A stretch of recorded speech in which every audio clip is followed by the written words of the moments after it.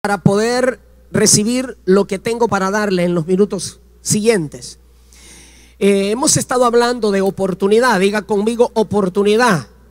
Diga conmigo, Dios es Dios de oportunidad. Queremos que usted entienda que cada momento que vivimos es una oportunidad. Cada persona que conocemos es una oportunidad. Cada lugar que usted llega es una oportunidad, ya sea para dejar una buena imagen o para dejar una mala impresión.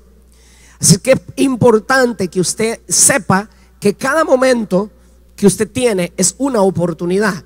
Y en ese contexto hemos estado esperando milagros. ¿Cuántos en el transcurso de su vida alguna vez ha recibido un milagro? ¿Hay alguien aquí que alguna vez recibió un milagro?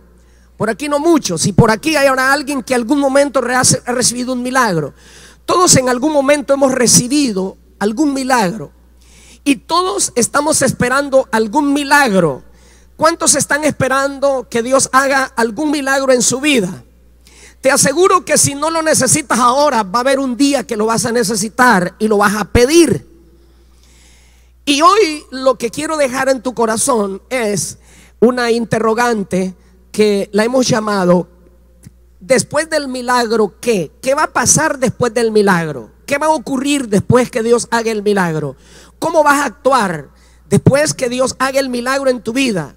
Yo escuchaba aquí una de las parejas que teníamos en una de las conferencias de matrimonio que acaba de concluir el sábado pasado, o viernes, no sé,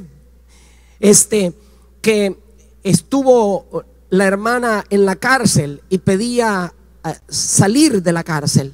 Fue injustamente llevada a la cárcel y pedía el milagro. Usted se imagina cuando alguien sale de la cárcel, el gozo. Pero la pregunta es, ¿qué después que Dios da un milagro? Yo escuchaba personas dar testimonio de varios milagros, pero la pregunta es, después que Dios hace el milagro, ¿qué va a pasar? Si te da el trabajo, ¿qué va a pasar si Él te da el trabajo? Si te casas con la persona deseada, ¿qué va a pasar? Si te da el hijo que necesitas, ¿qué va a pasar? Si te da la cosecha que esperas, ¿qué va a pasar? Si te da los discípulos que le estás pidiendo, ¿qué va a pasar? Si te da el marido, ¿qué va a pasar? ¿Qué va a pasar después que el Señor te dé lo que le estás pidiendo? Es importante preguntarse, porque le aseguro que mucha gente le pide a Dios y Dios se lo da, y después ocurren cosas adversas que no están acorde a lo que debería ocurrir en la persona que recibe los milagros. Y hoy te quiero dejar una historia muy especial de un milagro de una persona que estaba al borde de la muerte. Este es un rey. El rey está a punto de morir. Ezequías, en aquellos días cayó enfermo Ezequías de muerte, y vino a él el profeta Isaías, hijo de Amós, y le dijo: Jehová dice así: ordena tu casa porque vas a morir y no vivirás. Entonces él volvió su rostro a la pared y oró a Jehová y dijo: te ruego, Jehová, te ruego que hagas memoria de que he andado delante de ti en verdad, en íntegro corazón, y he hecho las cosas que a ti te agradan. Y lloró a Ezequías con gran lloro. Y antes que Isaías saliese a la mitad del patio, vino palabra de Jehová a Isaías diciendo: vuelve y dile a Ezequías, príncipe de mi pueblo, así dice Jehová, Dios de David tu padre: he oído tu oración, he visto tus lágrimas, y aquí yo te sano, y al tercer día subirás a la casa de Jehová, y añadiré a tus días 15 años, y te libraré a ti y a esta ciudad de mano del rey Asiria, y ampararé a esta ciudad por amor a mí mismo y por amor a David tu siervo, o mi siervo. Y allí nosotros vemos, diga conmigo, petición, diga conmigo, petición y milagro concedido. Wow, uno se impresiona mirar que un milagro ocurra de esa manera. Y ahí, andar en verdad, íntegro corazón, y hacer las cosas que agradan a Dios puede añadir unos años más a su vida. Hacer lo correcto, andar en íntegro corazón, le puede evitar morir. Este rey La manera que él expresó su petición, estaba con una enfermedad terminal. Imagínense que a usted le diga el médico mañana, no un profeta, sino el médico. Le diga el médico: tienes 24 horas de vida. ¿Verdad? Imagínense. Y escuche esto. Mire el milagro. Llega el profeta. Y le dice: Ezequías, dice Dios que te mueres, que ordenes tu casa, 24 horas de vida. El hombre voltea su rostro a la pared, hace una oración inimaginable. Isaías da la palabra, se va. Cuando llega a la mitad del patio, Dios le habla y le dice: anda a decirle que le contesté la oración. Isaías se regresa y le dice: mira, dice Dios que no te vas a morir, que te va a dar 15 años de vida. Es más, y dice que te va a hacer un agregadito todavía, que te va a liberar de la mano de tus enemigos. Wow. Impresionante. Pero ahora viene el punto. Después, diga conmigo, después. Ese milagro es el que todos conocen. Esa es la historia que todos predican. Esa es la historia que todo mundo ha escuchado. Pero no muchos se han dado a la tarea de leer qué pasó después del milagro. Y ahí es donde te quiero llevar en los minutos que tengo. Pero imagínese usted que el que se vaya a morir es el rey. O sea, mire, todo mundo lo sabe. Se muere el rey, se muere el rey, se muere el rey. O sea, se muere el rey. El rey se va a morir. Lo sabe Facebook, lo sabe Twitter, lo sabe Instagram, lo sabe la prensa escrita, lo sabe. Todo mundo sabe que se muere el rey. Pero imagínense que ahora el rey ahora no se muere. ¿Y qué pasó? Pues está sano. Pero eso estamos hablando que es en tiempos cortos. Bueno, lo tiene que saber Instagram, lo tiene que saber Facebook, lo tiene que saber la prensa, lo tiene que saber todos los medios de comunicación de su tiempo. Deberían de saberlo. Eran cartas, corriendo un caballo lo llevaba a otro caballo, corriendo se lo daba al otro caballo y corriendo el otro caballo. Y en fracciones, aunque ustedes no crean, había... los que caminaban a caballo llevaban las noticias, pero como usted no tiene idea, pero así se comunicaban las noticias. El rey no se muere. Sí, el rey ahora no se muere. Díganle al rey que lo vamos a visitar. Wow. Ahora tiene gente que lo visitan. Cuando estaba por morirse nadie lo llegaba a ver. Pero ahora que el rey está vivo, vean esto. En aquel tiempo, Merodach de Baladán, hijo de Baladán, rey de Babilonia, envió mensajero con cartas y presente a Ezequías, porque había oído que Ezequías había caído enfermo, pero ahora ya no. Y Ezequías lo oyó y le mostró toda la casa de sus tesoros, plata, oro y especies, ungüentos preciosos, y la casa de sus armas y todo lo que había en sus tesoros. Ninguna cosa quedó que Ezequías no le mostrase, así en su casa como en todo su dominio. Entonces el profeta Isaías vino al rey Ezequías y le dijo: ¿qué dijeron aquellos varones y de dónde vinieron a ti? Y Ezequías le respondió: de lejanas tierras han venido, de Babilonia. Y le volvió a decir: ¿qué vieron en tu casa? Y Ezequías respondió: vieron todo lo que había en mi casa, nada quedó de mis tesoros que no les mostrase. Entonces Isaías dijo: oye palabra de Jehová. He aquí vienen días en que todo lo que esté en tu casa y todo lo que tus padres han atesorado hasta hoy serán llevados a Babilonia sin quedar nada, dijo Jehová. Y tú y tus hijos que saldrán de ti, que habrás engendrado, los tomarán y serán eunucos en Babilonia, en la casa del rey. Qué horrible. Qué horrible que después de un milagrazo, ahora lo que él tenga es una noticia de frustración para su generación. Qué horrible que después de un milagro, Ezequías reciba una noticia como esta. Pero ahora la pregunta y la interrogante es esta: ¿qué hizo Ezequías que desagradó a Dios? ¿Qué hizo? ¿Qué fue lo que pasó? El profeta le preguntó: ¿qué vieron en tu casa? El profeta le preguntó: ¿qué vieron en tu casa? Mostró todos los tesoros de su casa a sus enemigos. Una profecía desagradable. Los tesoros desde los que guardaron tus padres se los llevarán tus enemigos, y tus hijos serán eunucos en Babilonia. Oiga esto. ¿Qué desagradó tanto a Dios? ¿Sabe qué desagradó tanto a Dios? Desagradó tanto a Dios que Ezequías, cuando estaba enfermo, se humilló, le pidió a Dios, lloró. Pero ¿sabe qué le desagradó a Dios?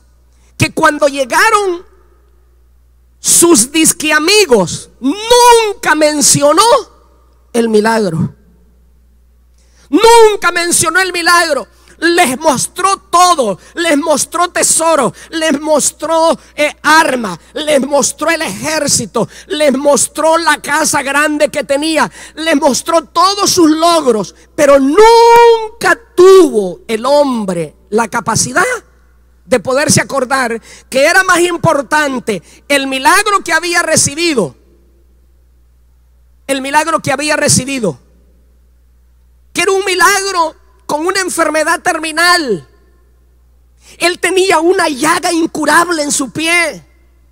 ¿Cómo se hubiera contado que en vez de enseñarles toda la arma, se hubiera puesto a enseñarles la cicatriz y les hubiera dicho: miren, vengan a ver, de esto me estaba muriendo, de esto me estaba muriendo. Miren, aquí está la cicatriz, se las enseño.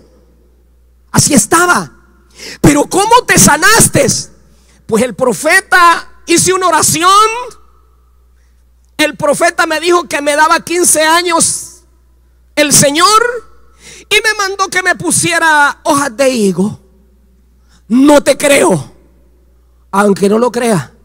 Así me sanó el Señor. Ah, no, él se olvidó del milagrazo que Dios dio y comenzó a enseñar tesoro. El orgullo del ser humano. Lo peor es que yo he visto gente, mire, yo he visto gente caminar así, mire, y Dios lo sana, y después para donde se va es para una fiesta. He visto gente que le pide niños, Dios se los da, y ahora no va a la iglesia porque le estorban.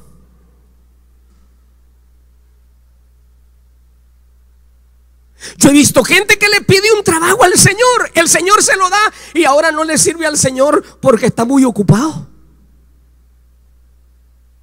Lo peor que nos pasa a nosotros los seres humanos, mis amados hermanos, es que después de recibir un milagro, nos olvidamos quién nos lo dio y hacemos alarde de todos nuestros logros y nos olvidamos de dónde el Señor nos sacó. Te doy un consejo: si en algún momento de tu vida has pasado un tiempo de crisis y de ahí te sacó el Señor, te invito para que regreses a ese tiempo de crisis y no te olvides en esta etapa de la vida, para que puedas caminar hacia lo más grande que Dios tiene para ti. Porque después de ese milagro, Dios tiene algo más grande. Pero si no eres capaz de poder honrar a Dios con ese milagro que Él te dio, no podrás llegar al otro lugar que Dios te tiene.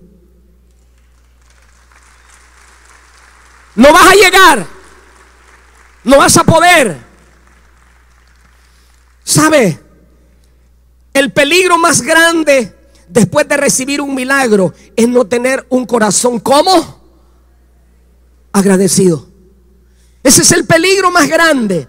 Pero allí, escuche bien, allí no termina la historia. Allí no termina la historia. Allí no termina la historia. Allí no termina la historia.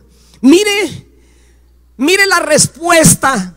Mire la respuesta de Ezequías después que el profeta llega. Mire la expresión de él. Me sorprende, me admira, me deja sin palabras a veces cuando yo leí esta escritura. Cuando Dios me la dio para compartirla con ustedes, le he compartido personalmente con alguien, le he compartido en grupos pequeños, le he predicado a gente de esto, porque logré a entender que si no tenemos un corazón agradecido, lo contrario a un corazón agradecido es mal agradecido. Y los corazones mal agradecidos se endurecen y se vuelven insensibles y cambian sus palabras.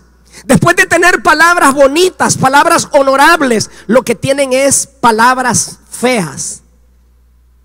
Después de tener palabras de honra, lo que tienen es palabras de deshonras.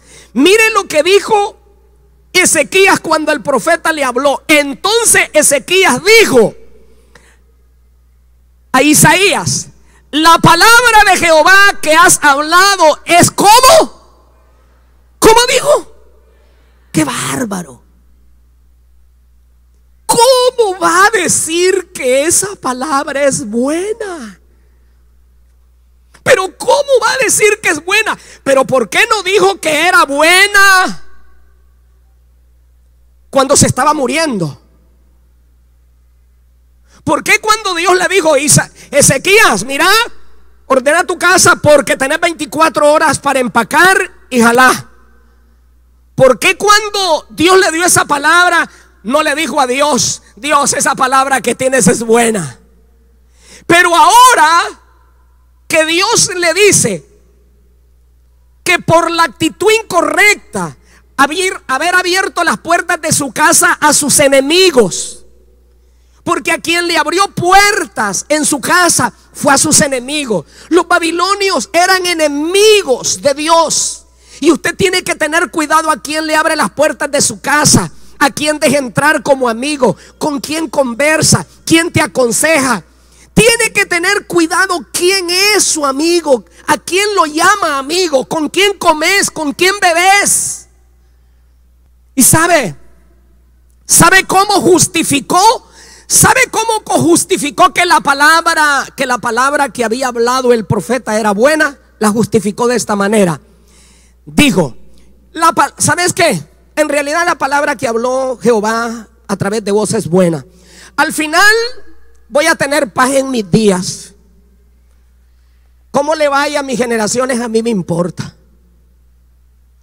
Eso fue lo que quiso decir. Después dijo: habrá al menos paz y seguridad en mis días. ¿Cómo le vaya a mis hijos?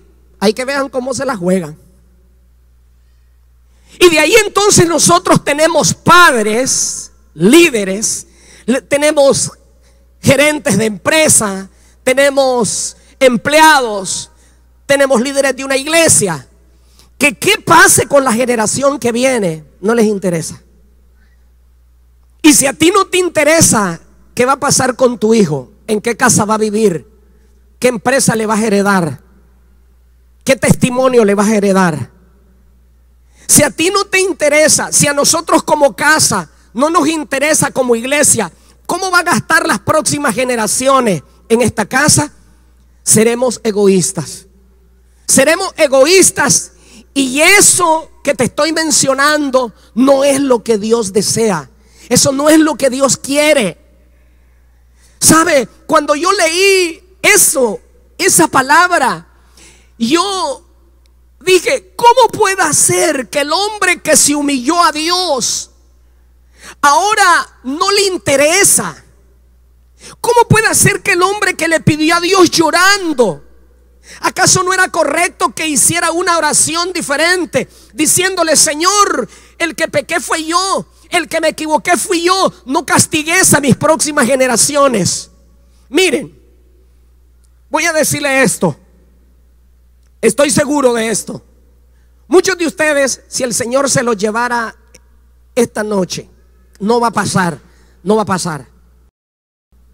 Muchos de ustedes, si el Señor se los llevara esta noche incluyéndome a mí, le dejaríamos muchos clavos a muchas personas, que ellos sufrirían muchas consecuencias de algo que ellos no se lo merecen. Y los días que el Señor te dio no es para que los vivas como los quiso vivir Ezequías, aislado de la responsabilidad y diciendo: a mí no me interesa cómo vivan ellos, al menos yo voy a tener paz. O no escuchamos a aquel que dice: a mí me importa que los corran a todos, de todas maneras yo tengo un buen salario. O a mí me importa cómo le vaya a fulano, de todas maneras por lo menos pago el alquiler. Hay que vean cómo se le ingenian mis hijos cuando crezcan. ¿Pensás heredarle a tus hijos una casa de alquiler? ¿Pensás heredarle a tus hijos una deuda? ¿Pensás heredarle a tus hijos un mal testimonio de tu parte? Pues te quiero decir una cosa: el único que puede cambiar eso eres tú. Muchos de ustedes que están aquí, si el Señor se los llevara mañana, después de haberse ido, sus hijos 2 meses después estarían en los juzgados peleando por los bienes de ustedes.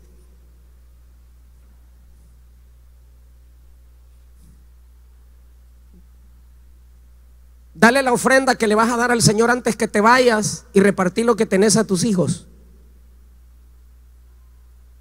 Si podés, si entendés. Cuando hay silencio, me parece que estoy predicando bien.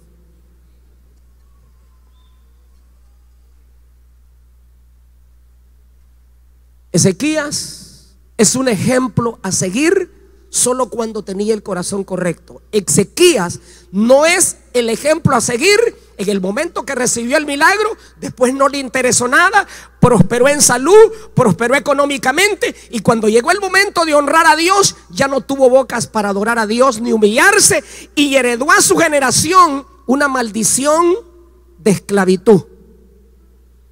Esa no debe ocurrir en tu generación, porque tu generación va a ser bendita. Y yo declaro aquí que toda persona que anhele mirar a sus próximas generaciones viviendo diferente y obteniendo una vida diferente que la que usted vivió, declaro que tus generaciones van a ver 1000 generaciones, y tu generación te vivirá bendiciendo y dirá: por mi linda abuela, por mi lindo papá, por mi lindo bisabuelo, que ese hombre fue esto, y que ellos te bendigan. Pero tienes que levantarte ahora y no pensar cuánto estás ganando, sino pensar qué le estás dejando, porque el dinero se termina, pero hay cosas que no se acaban. Ahora le pregunto yo hoy a usted, le pregunto: ¿creen ustedes que el Dios que los sanó de una enfermedad terminal, cuando él se humilló, si Ezequías se hubiera humillado nuevamente y le hubiera dicho a Dios: Dios, perdóname, y hubiera llorado, porque dice que cuando estaba enfermo lloró, ahora que tenía dinero no lloraba? Ahora que tenía armas, y es más, tenía tantos amigos que hasta lo llegaban a visitar y le decían: mira, ahora viene fulano. Está bien, pues, recibámoslo. ¿Ustedes no creen que ese mismo que le había salvado la vida era el mismo que podía cambiar una declaración? Y que ese mismo profeta, mire, ese mismo profeta que llegó donde Isaías y le dijo, donde Ezequías, y le dijo: Ezequías, dice Dios que te morís. Él ora, y ahora le dice Dios: anda a decirle que no. Y Isaías va y le dice: dice Dios que no te mueres. ¿No cree que ese mismo profeta, así como llegó y le dijo: mira, Dios dice esto de ti? Si él se hubiera humillado, ese mismo profeta, Dios se hubiera mandado y le hubiera dicho: ¿sabes qué? tengo una noticia para vos. Dios dice que porque te arrepentiste y reconociste lo malo que hiciste, cualquier cosa podrá mandar en otro tiempo a otra nación, pero no a tu generación. Lo hubiera cambiado. Mire el corazón de este hombre. Mire el corazón, mire la expresión de la palabra en el corazón de este hombre, David. Mire qué dice la Biblia de David. Dice de David: porque a la verdad, David, habiendo servido a su propia generación según la voluntad de Dios, durmió y fue reunido con sus padres y vio corrupción. Quiere decir que David falló, vio corrupción, vio pecado, pecó, falló, pero se arrepintió. Y literalmente la Biblia dice: David, habiendo servido a su propia ¿qué? Generación. ¿A quién debes de servir? Diga conmigo: a mi propia. Si no pensás de esa manera, estás mal. Si no pensás en tus hijos, les ordeno a los padres ahora, les ordeno a los líderes de esta casa, les ordeno a los dueños de negocio, a los dueños de empresa, ¿qué le vas a heredar a tus hijos? David es el hombre ejemplo, por eso tipifica a Cristo, porque él sirvió a sus propias generaciones.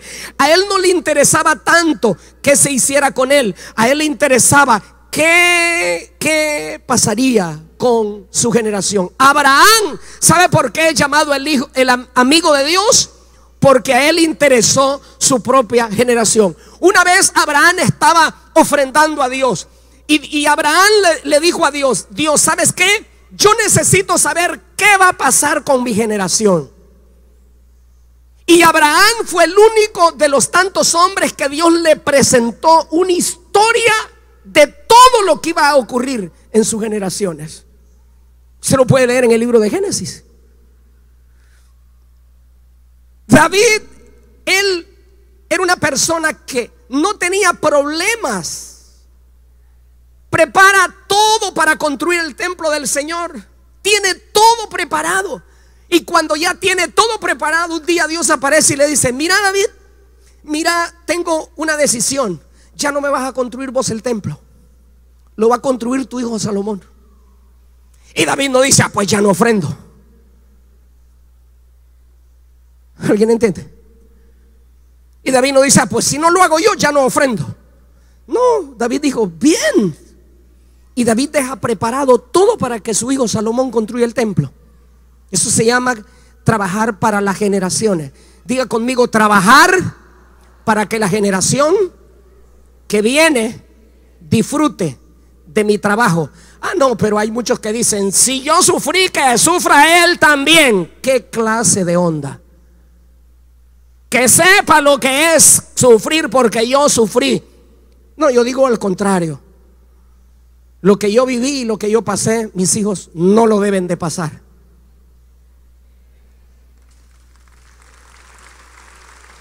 Nosotros aquí hay gente que en este mismo lugar, aquí conmigo, aquí reunidos aquí, yo predicando aquí en este mismo lugar, aquí hay gente que ahí, yo predicando aquí y ellos ahí, y cayéndole un semejante palo de agua, y ellos ahí. Eso no va a ocurrir para ustedes, ni para los que vengan.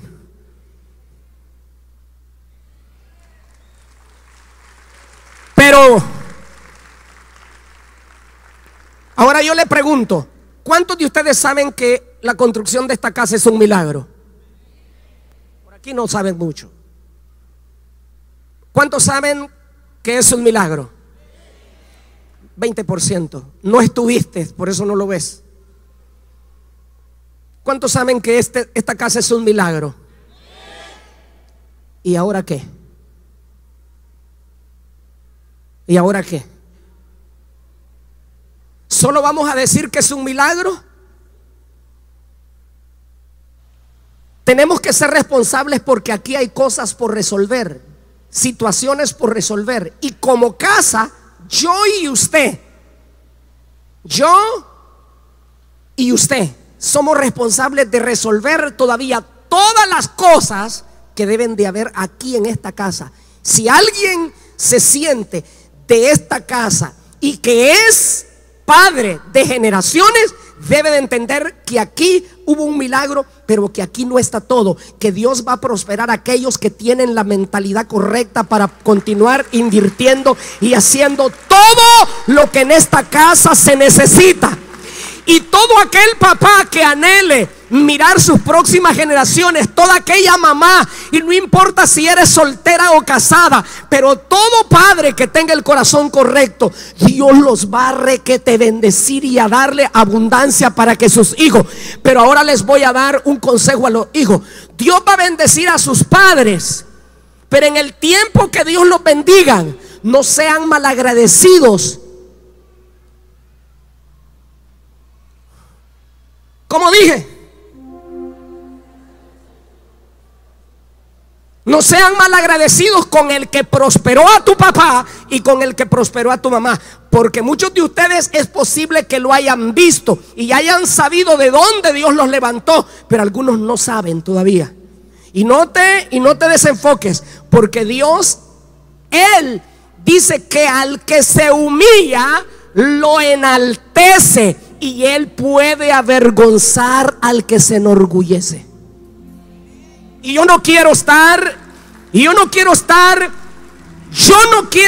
en los zapatos de alguien que se enaltece y que Dios decida y diga: no me agrada tu actitud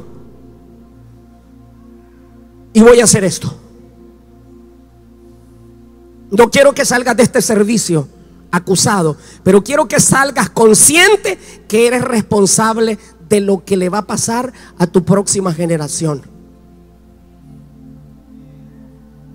Y los líderes que trabajan en esta casa, revisen qué tienen que reparar, porque no sé qué va a ser la generación tuya después de ti.